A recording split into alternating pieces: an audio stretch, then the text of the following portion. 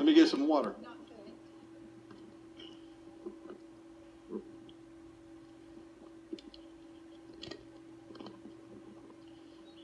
Let's say that you have a student that you've identified that's at risk and has posed a threat. What's going to happen? Going to get a comprehensive assessment. That's going to deem they've got at-risk factors. They may be involved with DJJ. They may be involved with DSS. They may be involved with additional counseling services. But we need something further. How are we going to get access to that? We have restrictions, and not to get really over anybody's head about who can perform different types of tests. We talked about threat assessments.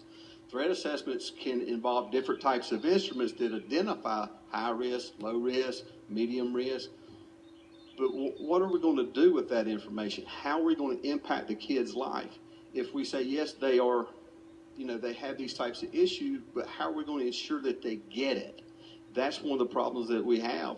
I provide outpatient services, and the no-show rate's 50%. 50%.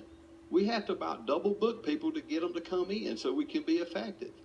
I don't know if that's really answered your question, but we're talking about providing ongoing services and treatment and access to care and getting people to be invested in their treatment. And that comes down to the skill of the therapist. If I'm doing a substance abuse assessment and an individual comes in and tells me they're drinking a fifth of liquor a day, and I tell them I'm alcoholic, guess what? I've just done the same thing that everybody else has done, and they're probably going to walk out the door and never come back. I got to help them realize the issues that they're having. I've got to incorporate motivational stages of change to help them want to change so that they can become vested in their therapy.